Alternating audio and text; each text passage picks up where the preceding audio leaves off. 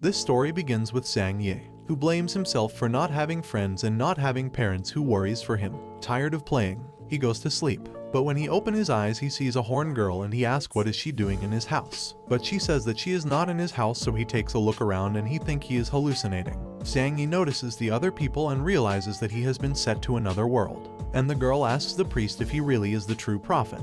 And he says that the prophet must be carrying a magical ring just like hers. Zhang Yi shows his ring and realizes that she also has another one just like his. She can't believe that someone without magic powers could be the prophet, and she also gets mad because he belongs to the human being tribe. Zhang Yi says that he doesn't understand anything, and he says that he bought that ring in a street store. So she tells the priest that he can't be the prophet since he is so weak. But he says that there was no mistake summoning him, and Zhang Yi will be the prophet that will save demon tribe of being extinguished. Zhang Yi, not knowing what's going on, asks them to tell him what's going on. So the girl introduces herself as Isabella, also the demon queen, and she says that day they were going to sing a peace treaty with human beings, but she didn't expect that her commander Lillian would betray her with the help of other humans. And while being disarmed, she took a big part of her magic powers, but she could stay alive thanks to the sacrifice of her 4 stronger subordinates. Hearing all that and seeing that he is in another world, Zhang Yi was planning to become the protagonist of the story. He asks why doesn't she hide on the mountains, but the other girls say that they are escaping from humans, so she summoned the prophet so he could help her, but they were disappointed since he was useless. In that moment, Isabella starts to feel bad and she transforms into a girl looking like a human being, and the priest says that this is because her aura has depleted completely, and they blame Zhang Yi because she used all her energy she had left to summon him.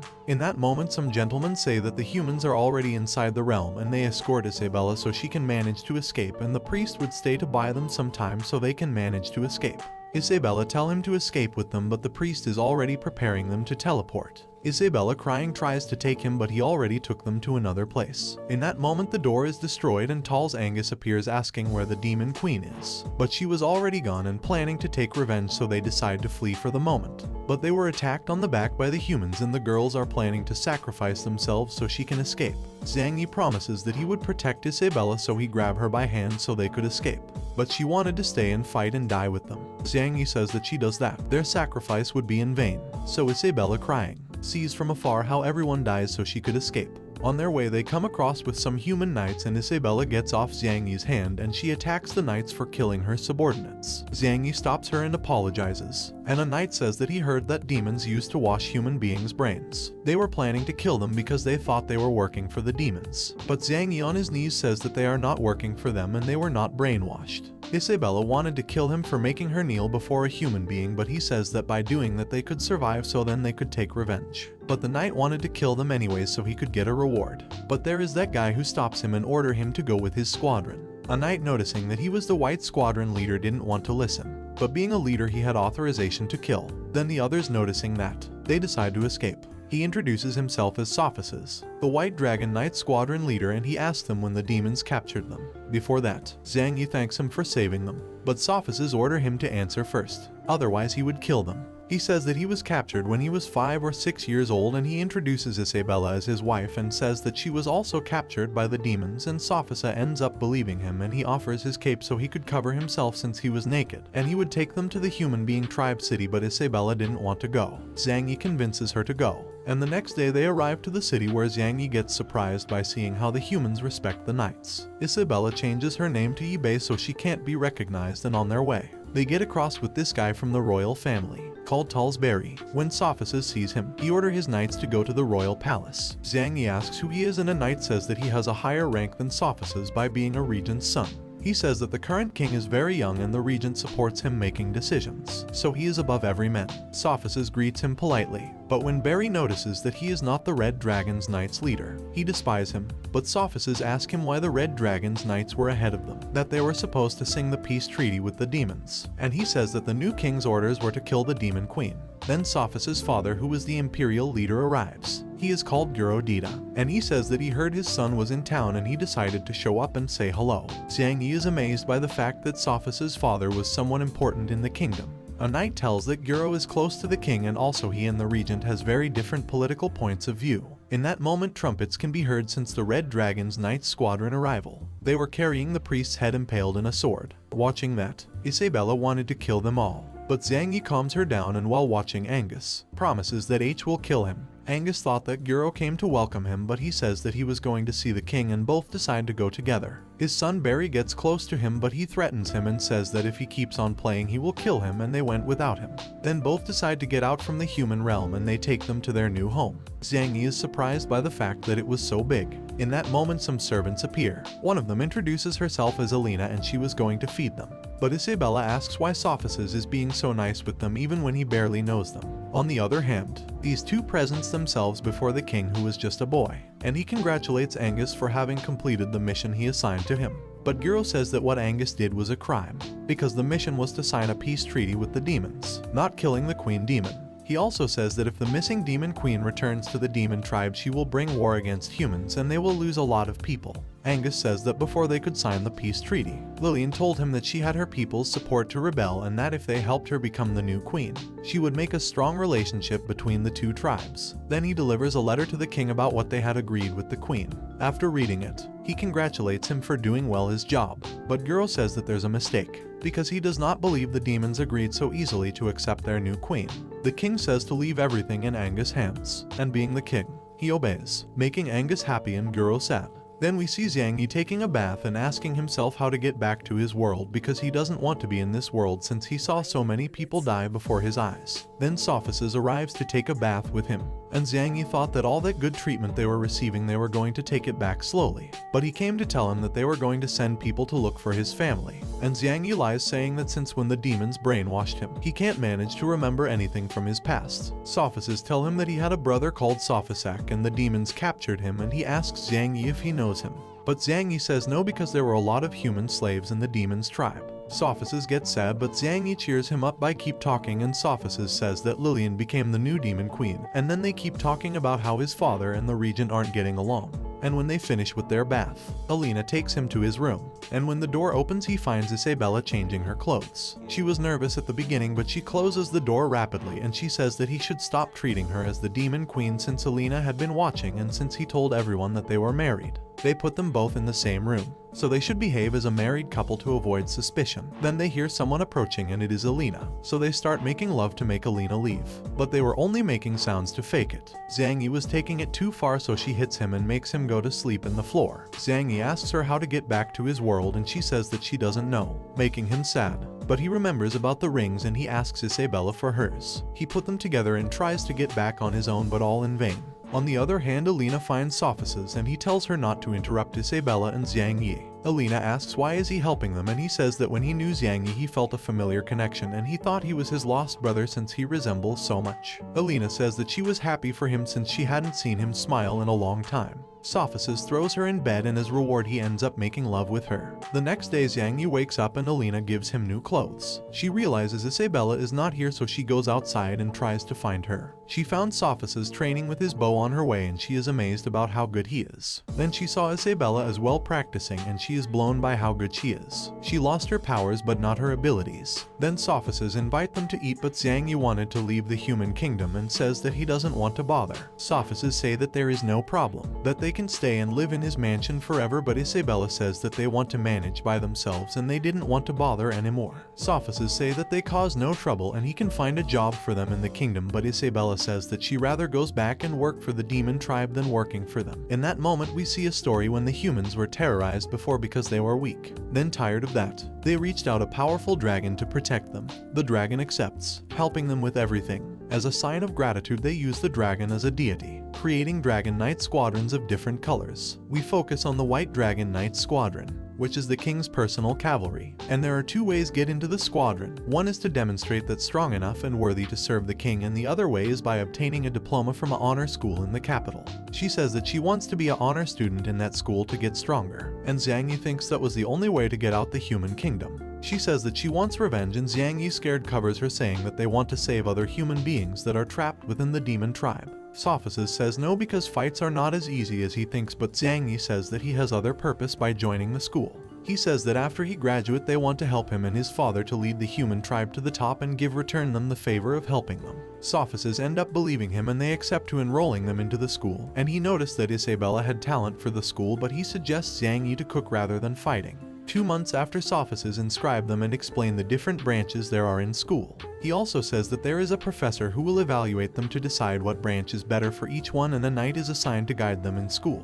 Before he go, he says that if they don't manage to pass the selection test, he will take them back to the mansion. Isabella and the other one make fun of him, but Zhang Yi is intended to pass the test. In school on the melee branch, Master Mike Yasa was going to teach them a technique, and this guy's asked him to show the technique before everybody. Mike gives him a rock and asks him to hit a statue with all his strength. He destroys the statue a bit, and Mike asks to show the rock, but it was already destroyed. Mike says that in order to learn the technique, he has to attack with all of his strength, but the rock must remain intact. The guy says that it is impossible. Mike grabs a little bird and with all of his strength he destroys the statue, and he demonstrates that the bird is still alive. His students are amazed and are asking to themselves how he did it. Zhang Yi surprises him, and the knight introduces them as students who are going to take the entry test. Mike asks if he wants to join his branch, and getting angry he activates a fierce power, scaring them all. But he realizes that Isabella didn't get scared, and he proposes her to join his branch, but she refuses since she wants to join the magic or sword mastery. The knight thought that Zhang Yi was also fine, but after he touched him he ended up fainted because he couldn't hold the Mike's fierce ability. He wakes up after a few moments and he is told that he failed the test. Zhang Yi was happy about it because he didn't see himself training for that every day.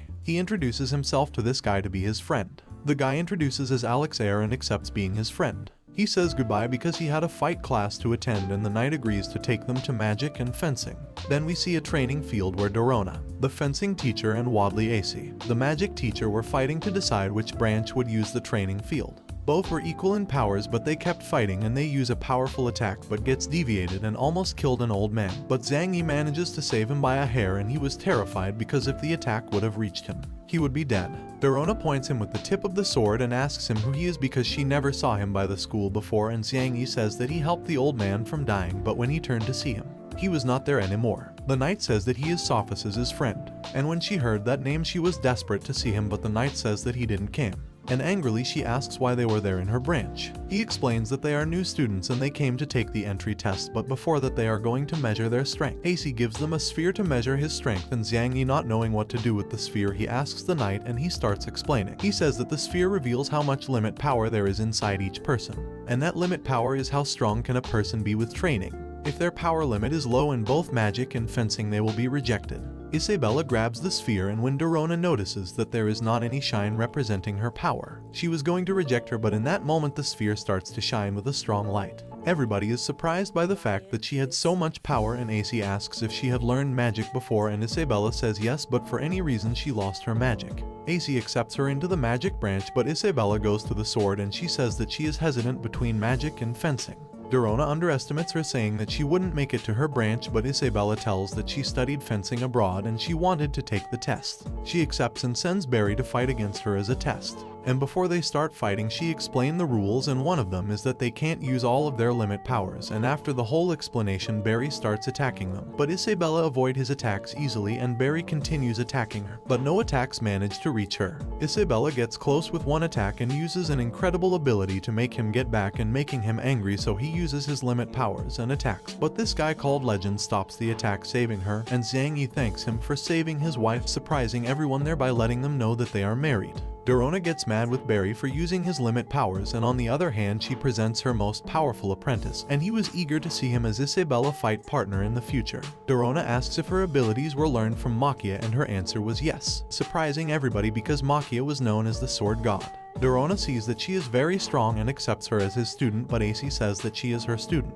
starting a fight to decide which one of them she stay with. But Zhang Yi interrupts and asks for the sphere so he can measure his powers. He thought that he would have a big power to become the protagonist of that world. But minutes passed and the sphere wouldn't start to shine, not even a bit, and AC takes the sphere from him, saying that she already knew the results since the beginning, calling him a useless piece of wood. The other students also starts to mocking him, and the knight explains that the term useless piece of wood is a person that has no power limit, making him sad. Isabella yells to the other students to shut up, if not they would have to face her. Zhang Yi hears that, recovers and says that even if he has no powers, Isabella would always protect him, and before he goes to try another branch he cheers her up and wished her luck in whatever branch she chooses. On his way, Zhang Yi asks the knight if he could join a branch without having any limit power. He says yes, but for now, He can't choose a fighting one. After a bit of walking they reach the forging class where he see that they were drawing a sword, but their drawings were terribly bad. Zhang Yi thought that in forge classes you would have to be hammering all day to create objects, but Master Ascian Martin says that he doesn't know anything about forging.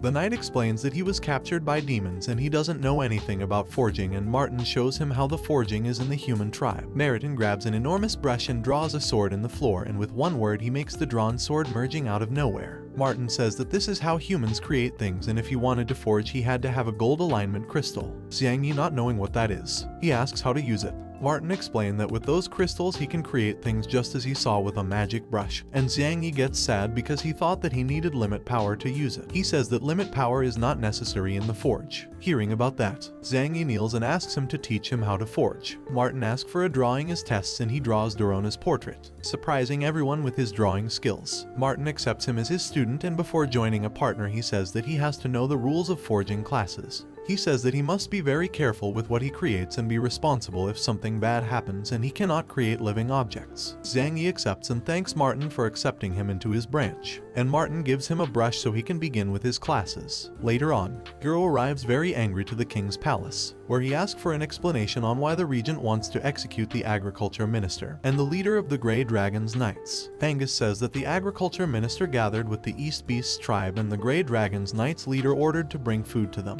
Guro says that they did it because that tribe was struggling with drought and food, so they sent food to be able to get along with them. He asks to reconsider that decision of killing them, but Angus shows him that some beasts were already captured and one of them will be the sword god, Makia. He also shows the heads of the agriculture minister and the Grey Dragon's Knight leader. The king is confused and asks Angus why he did it. Angus says that as the king is a good person, he did the dirty job for him, and he also said that knights from the Black Dragons and Red Dragons are on their way to the East tribe to extinguish them. When Guro hears about that he asks the king to stop that before it caused more tension with other tribes. But the king is afraid, not knowing what to do. So this guy let the chains off on purpose, and Makia, noticing that his powers were coming back, shouts that he will not let his people and his tribe to be extinguished and attacks the king to end everything.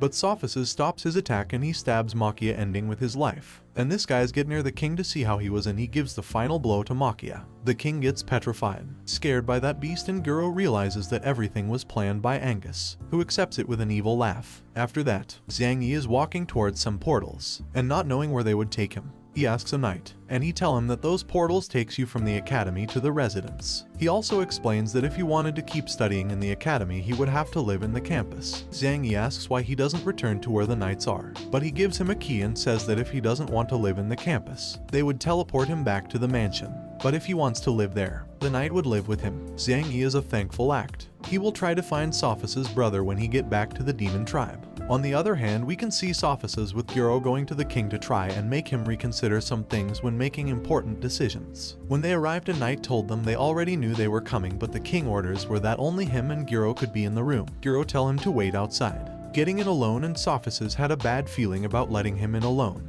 Guro called the king, but he wasn't there, and Angus appears from the shadows and says that he sent the king to practice archery. Guro knew that this conversation will not end well. Sophisis was still waiting for his father, and this guy called Sato appears and talks about the Wither Dragon's Knight squadron should be led by the king, but being just a child, that power had to be passed to the regent. In that moment, Sophisis realizes that something wasn't right, and after seeing the knights he was planning to enter the room, but Sato stops him. Sophisis with a sword in it asks what will they do to his father. Nothing, says Sato, because Angus is inside and he is making him see the true state of the capital. Sophisis asks more questions, but Sato leaves. On the other hand, Zhang Yi decided to stay in the North Campus, and when he opens the door, he finds Isabella changing clothes again, but she doesn't care since he already saw her before. Isabella talks about how good they are treating them in the academy, but Zhang Yi suggests escaping the academy, but she refuses because the academy controls their students very well, and they would notice that they are not in the room. She explains that the academy has a magic field surrounding it, and in her state she would not be able to break it. Zhang Yi asks her for another plan, and she says that they must wait until she gets stronger in the academy. She also said that the demon tribe only accepts strong people as leaders, not somebody weak, and she gets sad when Zhang Yi sees that. He promises her that he would take her back to the demon tribe so she can be the queen again, saying that he chose the forging branch because it is destined to be powerful. Then he asks her what branch did she chose. Isabella says that she chosen both so she could recover her strength quickly, and both teachers accepted. Zhang Yi takes advantage of the conversation to get into the bed, and they kept talking about how they could become stronger quicker. Then when she saw him on the bed, she asked him to leave, but Zhang Yi says that he is just pretending to be a married couple, making her blush. They keep talking, but Isabella throws him out, threatening him with a sword, and he goes to the floor where he starts thinking about things he can create with his magic brush. The next day, Isabella wakes up, and when seeing a silhouette in front of her, she grabs her sword asking who is there. But when she sees it well, she realizes that it is a statue made by Zhang Yi, and after getting out of bed she sees other objects, asking to herself what could it be. Then she hears some noise in the living room, and she realizes that there are other creations made by Zhang Yi, and she was planning to ask him everything about those creations in the night. In Forge class they were waiting for Zhang Yi, but as he didn't arrive they were about to begin with the class. But in that moment Zhang Yi arrives with a bicycle, and everyone is amazed by Zhang Yi's creation,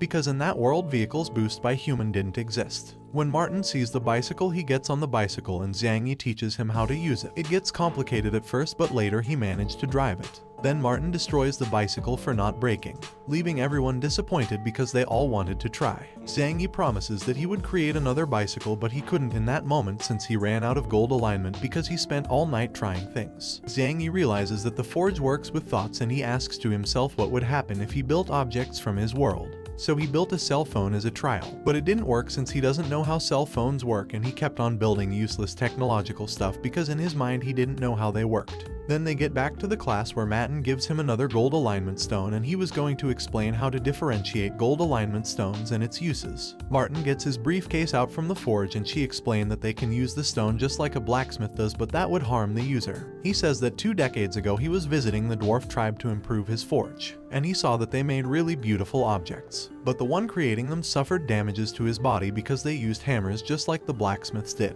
After Martin's big research, he realized that they could use the stone in a very little form by embedding it into the brush and drawing objects to be created out of nothing. Zhang Yi doesn't understand completely, so he asks Martin where the gold alignment stones come from. Martin says that they form inside a mine in the capital's border, but the problem is that a powerful golden dragon lives there. The king used to send the Purple Knights squadron to collect them, and they would refine the stones and sell them to finance the military. Martin says that each stone cost 10 golden coins, and everybody is shocked by that because they were too expensive. Zhang Yi doesn't know what 10 gold coins worth, and one of his school partners explains that 500 people can be fed with 10 gold coins for a month, scaring him because he used them deliberately. Then Martin says that that's the lesser range stone, and he shows them a range of stones going from the lesser ones up to the better ones, which can reach a price of 50 gold coins. Then he explains that stones differ by color, like the red one which uses fire as base, but they worth up to 500 gold coins. Then he gets his magic brush out and he explains the limits of his lunar stone and how rare it is. He is the only one who has one in the capital.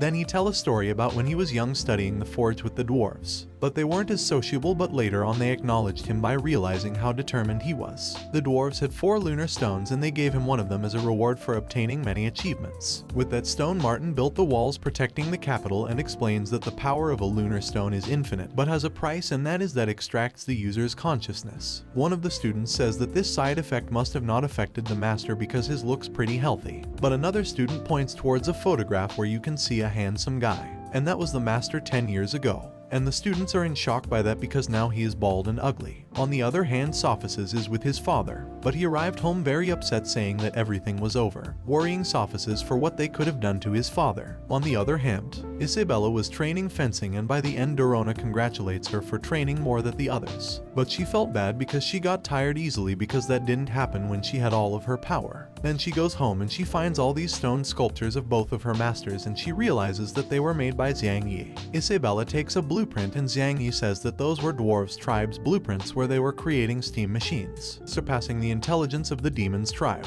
Isabella kicks him and warns him about creating too many things, otherwise their identity would be exposed. She also scolds him for creating a sculpture of her and her masters, and thinking about what disrespectful things he could do with them, she hits him even more. The next day he was happy because the steam machine worked and he could create a powerful mecha. Then he see that his fellow students were gathered in a place, and one of them says that Master Martin went into the gold alignment mines, and that was because when they went to buy stones last night, the prices were too high. Martin tried to convince them to sell them at a normal price, but they didn't want to because they needed a lot of money for military services. So an angry Martin went on his own.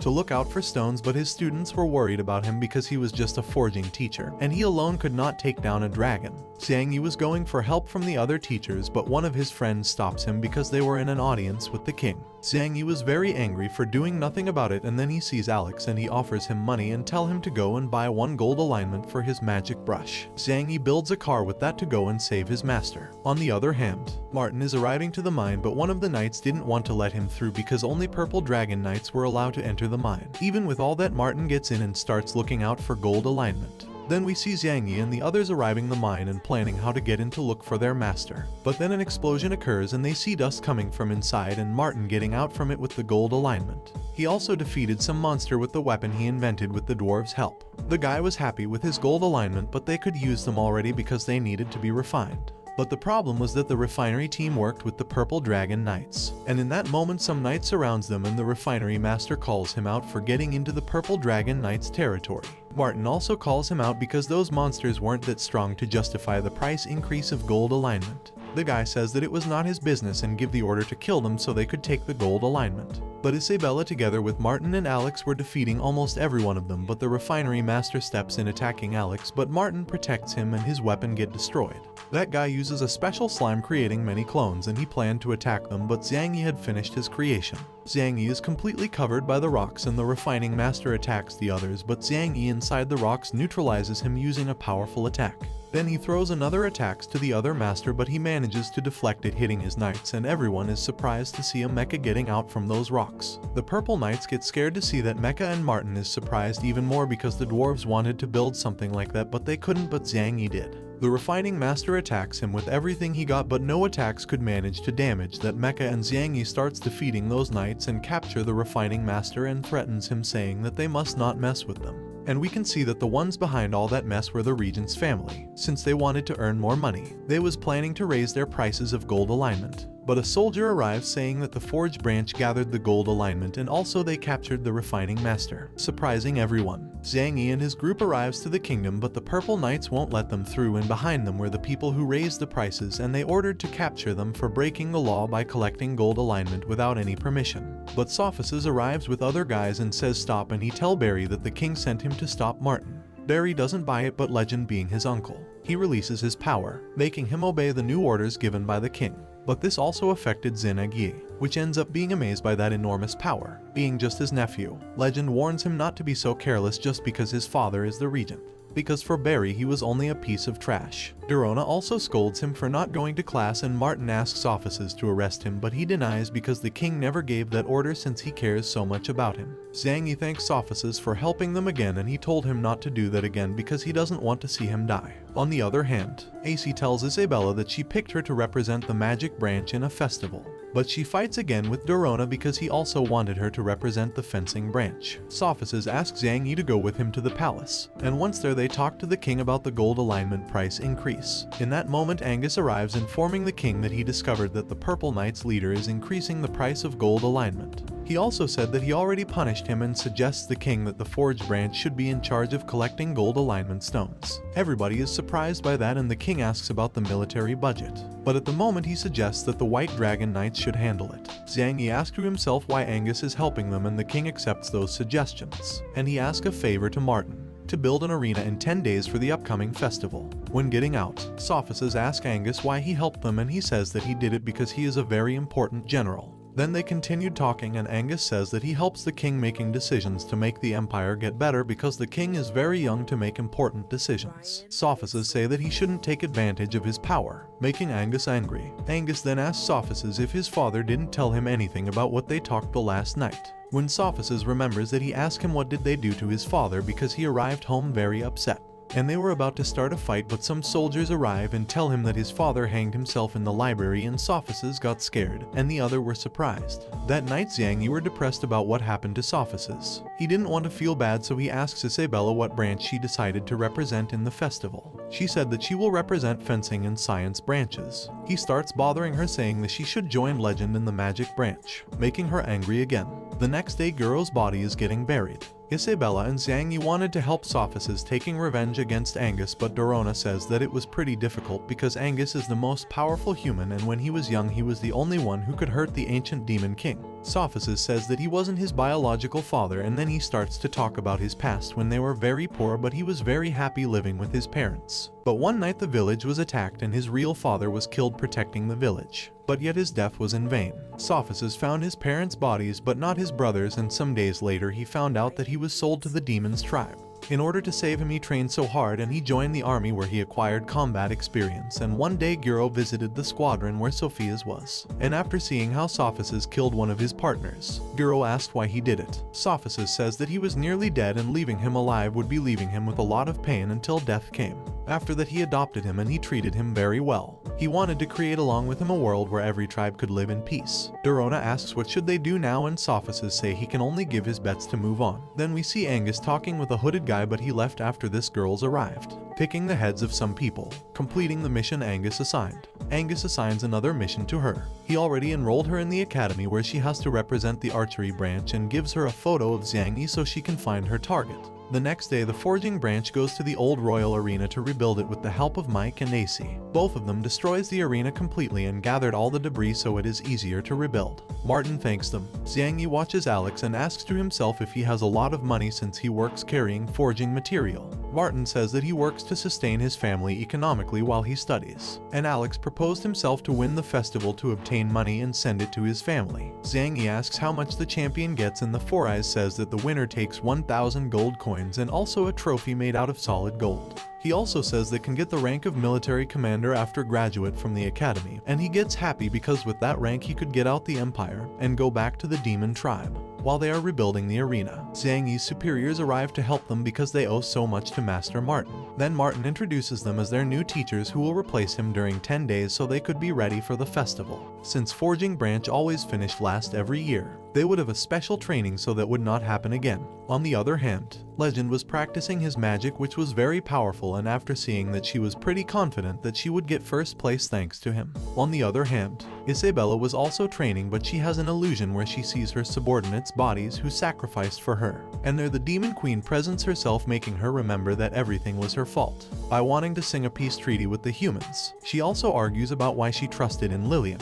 Isabella gets angry and Dorona notices the enormous power she was about to unleash, so she knocks her out. Dorona is surprised to see all that evil power limit. She was even scared. On the other hand, Sophus was walking through the capital. He sees an invention he never saw before in the capital, and he is also surprised to see all those citizens using objects he never saw before, and when looking at other store he realizes that all those inventions were Zhang Yi's. Then he goes to the royal arena to see Zhang Yi, but he is told that he went into the South Forest with Alex. Before he went there, he told them to give Sophus all the money he got inside the gold alignment mine for the military budget, but he didn't want to accept it because that was money recovered by the people entering the mine. But they told him that it wasn't the case because with Zhang Yi's machine they collected gold alignment faster, and that's why prices went down because it's easier. And that's why also home prices went down. Sophus gets happy by the fact that Zhang Yi is making the empire a place where others can live happily without feeling the pressure of money. On the other hand, Zhang Yi and Alex arrives to the South Forest where they found useless wood. And they call it like that because that metal is extremely hard and they can't use it for anything. Zhang Yi wanted to corroborate how hard it was to see if he can create a chainsaw to cut it, but it breaks without making even a scratch. Alex asks why does he want that useless thing, but Zhang Yi says that it isn't useless just because they can't use it, but if they manage to use it, useless wood might become the empire's most valuable resource. The next day everyone is preparing for the festival, and with it the king's arrival. Sophus announces the beginning of the festival and give the order to every branch representatives to step into the royal arena. Each one of the branches steps in, and the festival winners candidates were fencing branch and the magic branch. Zhang Yi is surprised to see only one person in the cooking branch, and they are underestimated when they stepped in because everyone thought that they were there only to make them lose time. Participant called Ninair was angry, but his master asked him to calm to avoid any trouble. After so many branches, the forging branch steps into the arena, but the other are depressed because they always finish last in the festival, and Zhang Yi tries to cheer them up, but Martin was depressed too.